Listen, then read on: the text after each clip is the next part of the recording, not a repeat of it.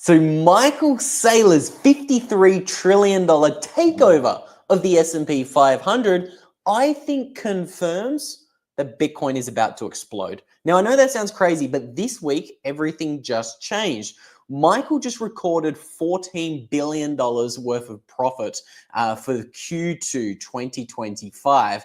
And if he enters the S&P 500, we need to be aware of what this new report just said about the Bitcoin multiplier effect, because we have some new data showing us for every $1 that wants to flow into Bitcoin, it actually pushes the Bitcoin market cap up by 25x. And again, if strategy is a part of the S&P 500, how much passive flows is Michael Saylor going to receive? Well, that's what I want to explain in today's video. Because again, I've been in Bitcoin for 8 years. I've never been more bullish than I am today in 2025.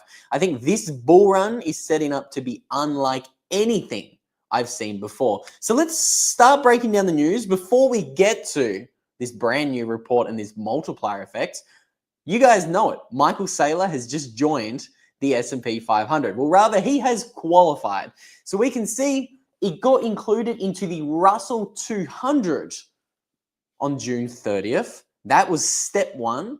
And then step number two, we can see Michael Saylor's strategy is set to yield $14 billion in profit in Q2. And I think this Bloomberg article did a good job kind of summarizing just how consequential this is with this headline: Michael Saylor's strategy to join Wall Street elite.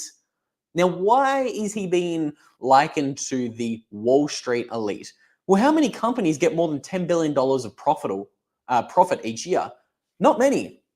So let's have a look. Unlike the 10 or so US multinationals whose operating profits are expected to exceed 10 billion last quarter by generating billions in sales, MicroStrategy can attribute the eye-popping results to a rebound in the price of Bitcoin and the change to fair value accounting. So we always talk about how pivotal fair value accounting has been for Bitcoin. And now we're slowly but surely starting to see companies like MicroStrategy be rewarded for their consistent Bitcoin buys. I love this chart because it's showing us in the yellow dots how relentless strategy has been in its Bitcoin acquisitions. It's not slowing down and it's buying more and more Bitcoin. They are closing in on 600,000 coins at the time of recording. It's nearly 3% of the supply. And this is now starting to become absolutely undeniable. Now, what impact is this going to have when we start talking about the S&P 500? This is interesting because the S&P 500, I believe they're a $53 trillion market. Huge. Now let's start talking about passive investing. So I want to show you guys a little bit of a trend change. Not only has passive investing become exponentially more popular over the past 5 to 10 years, but it's completely obsolete in other forms of investment. I love this chart here. Money is now pouring out of these actively traded funds and it's pouring into passive funds. That's in the blue. We can see the cumulative flows of passive investment funds. Right now it's approaching $6 trillion. That's pretty huge. That's huge. $6 trillion is just passively invested into the stock market. Now, why do I think this is interesting? Well, this is how normies are going to get Bitcoin exposure without even knowing about it. So again, a lot of this passive investment, what's happening is all of these retirement accounts, all of these money managers, they're just allocating some money to the S&P 500, the overall index, because it's diversified. They're told that this is safe. But now that MicroStrategy could be a part of the S&P 500, they're going to be receiving a little bit of that passive flow every day, every week, every month, every year. And people are going to be dollar cost averaging into Bitcoin in their retirement accounts, and they have no clue. This is the beautiful thing about MicroStrategy potentially taking over the S&P 500. We could see a lot of money being bid and pushed MicroStrategy's way. Okay, that's what I will say. Who knows how much capital we are going to see, but we are going to see some really interesting things. So we can see everybody's been talking about this for a little while, the fact that MicroStrategy is going to be joining the S&P 500, and that's because it's huge, it's consequential. And when we start talking about the multiplier effect, you guys are going to start to see just why I'm so interested with an obscure headline such as MicroStrategy entering the S&P 500. Because a lot of people are like, yawn, we don't care. You know what I mean? Like, who really cares about this? But I think it's much bigger than most people think. And that's because when we start thinking about the chronological timeline of what Michael's done over the past 6 months, it might start to make more sense. So we all know he's launched these preferred debt instruments recently. He launched Strife, Strike, and Stride. Most people are aware of those debt instruments that he's created in the past 3 months that now have a direct access to the $313 trillion fixed income market. He can now tap that huge pool of money, and that pool of money can actually get access to Bitcoin. So he's launched those three. He's obviously launched MSTY. Everybody's been talking about these yield generating products, so to say, that Michael is launching. But all of it is like this top of the funnel feedback loop that's going to attract capital from everywhere and bring it down into Bitcoin. This is the more consequential thing. And a potential entrance into the S&P 500, it's just another one of these funnels that is opening up a large portal of money for Bitcoin. And I think it's going to open up much more capital for Bitcoin than most people think. And again, I think in the same week, it's pretty interesting that S&P Global is now coming out and saying that other countries will follow if the US buys Bitcoin. This happens the same week that we might get S&P 500 inclusion for MicroStrategy. I think that's interesting, but I want to take a quick peep at this chart as well. I thought this was cool. This is the, look at this. This is the MicroStrategy potentially joining the S&P 500. Someone's predicting a little bit of a price pump. We have no idea what's going to happen on the short-term price movements of Bitcoin, but zooming out, I'm more interested in what might happen in the long-term price action for Bitcoin. So again, I want to preface this next little conversation with a caveat that most of you guys know. So we know that 21 million Bitcoin, they're not all available. Today, MicroStrategy owns how many? Nearly 600,000 coins. We know BlackRock owns 600,000 coins as well. I believe the ETFs collectively hold over 1 million. We have 5 million coins lost. We have this growing portion of the supply that's hitting the balance sheets of institutions, pension funds, corporations, billionaires who don't have the intent to sell the Bitcoin. Now, because there's so much of the supply locked up, there's actually a multiplier effect when it comes to Bitcoin. So that means for every $1 that wants to flow into Bitcoin, I've been screaming about the fact that that pushes the Bitcoin market cap up by $1, but I might actually be wrong because we have a brand new report to look at that makes the case that the Bitcoin multiplier effect is 25x in the short term. So that means for every $1 that wants to flow into Bitcoin, pushes the Bitcoin market cap up by $25. Now let's start analyzing what impact we might see on the Bitcoin price this cycle if all of the billionaires and experts are correct, and we do see hundreds of billions of dollars wanting to flow into Bitcoin.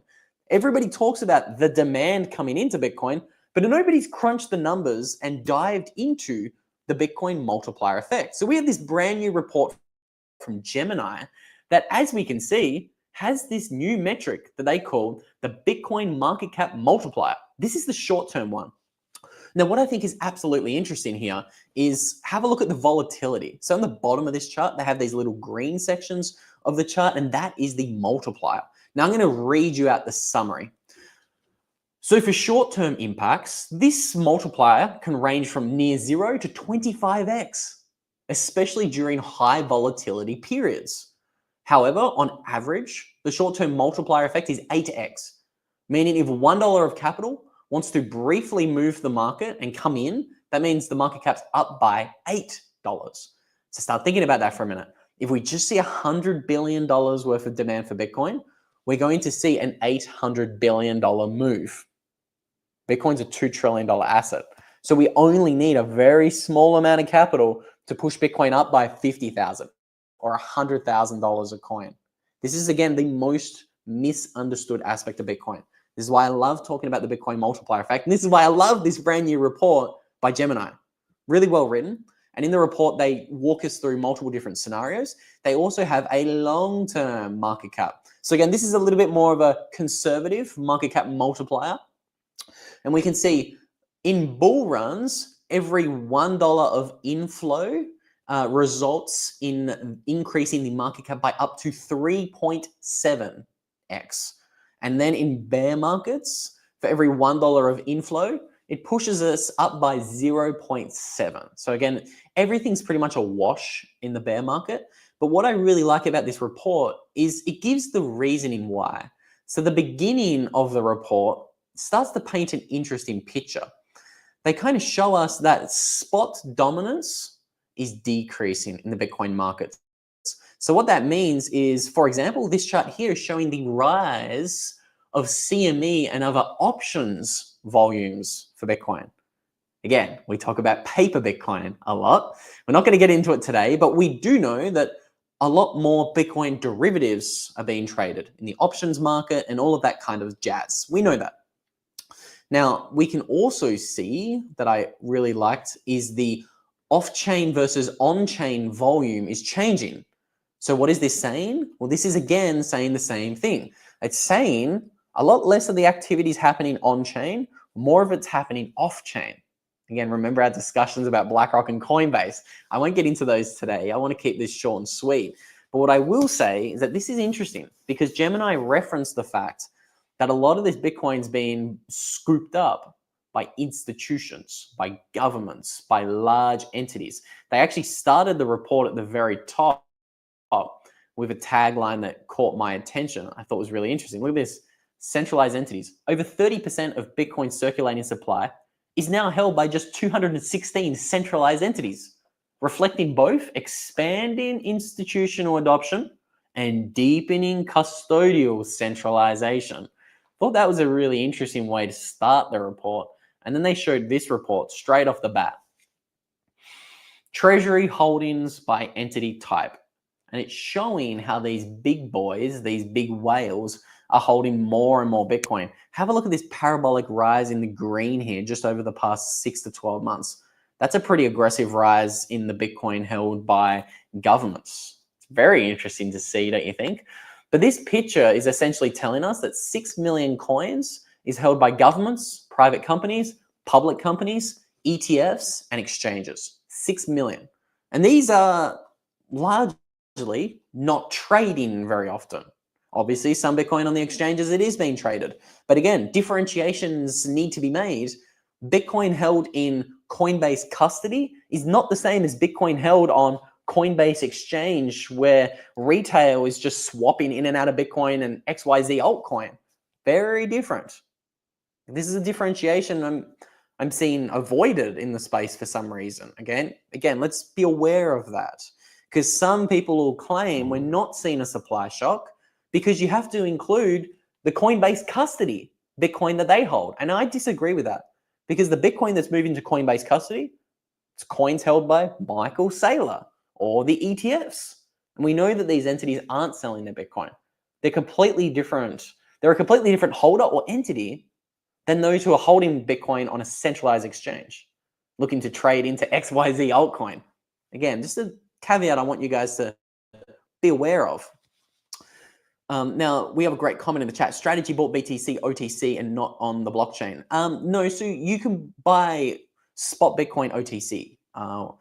Buying it OTC, to the best of my knowledge, is just the best way to buy it without moving the price too much.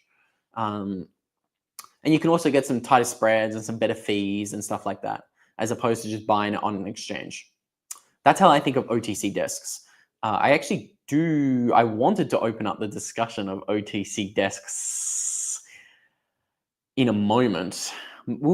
Maybe first I want to talk about this chart here, showing the supply suffocation, because this is another chart showing just how volatile things have become over the past 6 to 12 months.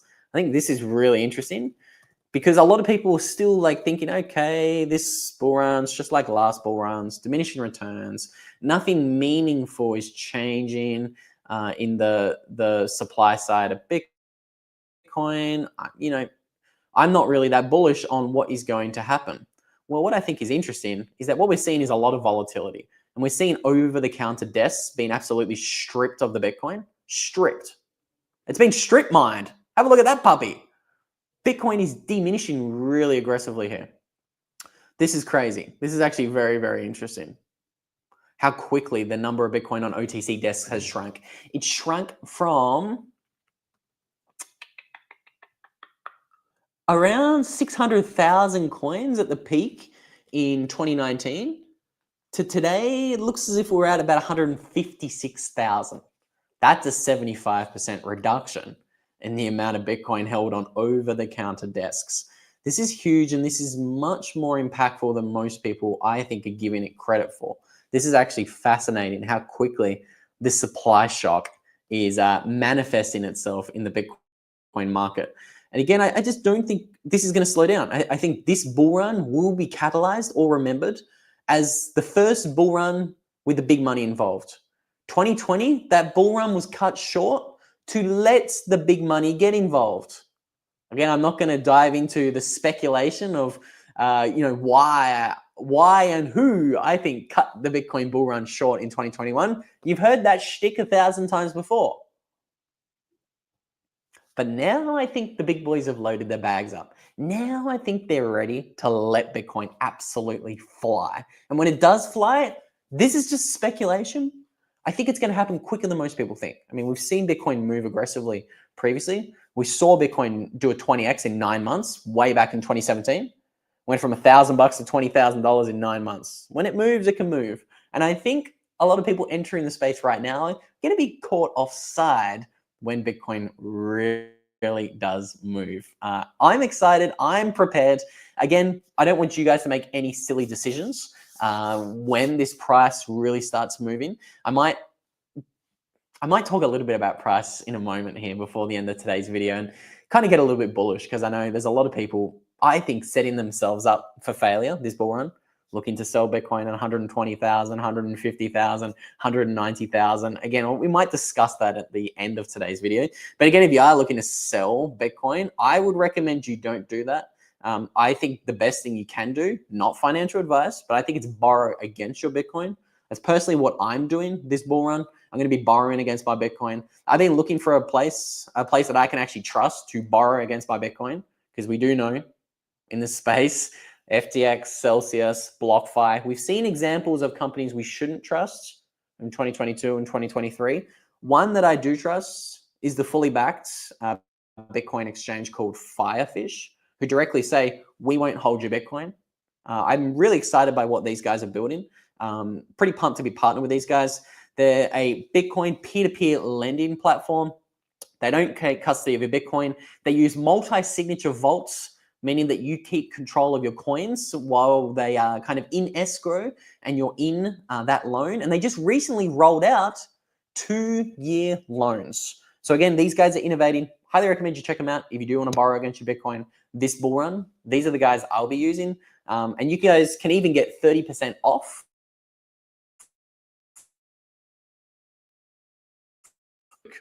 So again, that's easy to remember. It's Luke. It rhymes with puke, L-U-K-E. Check out FIREFISH if you want to use them. I think they're a great product that is not only going to be much sought after this bull run, but just in the future of Bitcoin, because nobody wants to sell their Bitcoin. Everybody gets it. What does Michael Saylor say? Never sell your Bitcoin. I think that's what everybody's starting to learn. And not only is everybody starting to learn that, but we're starting to see this manifest itself in the price. And the data that I'm most interested in, and that is the Bitcoin on exchanges. People right now are ripping Bitcoin off the exchange because they're slowly but surely coming to the realization that I don't ever want to sell my Bitcoin. Why would I leave it on an exchange? Oh, great point. Take it off that damn exchange. This is what I absolutely love to see. And this trend is accelerating, shown by the volatility on this chart. It's aggressively. This orange line getting crazy volatile is the 30-day net flow from exchanges. And this is really starting to heat up. So again, I think time to start paying attention to Bitcoin is now. The time to start learning about Bitcoin is now. Again, if you do want to learn a little bit more about the Bitcoin multiplier effect, or just maybe what happens when there is zero Bitcoin on exchanges, I might pop a couple of videos up on screen for you guys to check out if you're interested in some of those deep dives, I'll put links to both of those videos somewhere around there. And with all that said, I'm going to keep this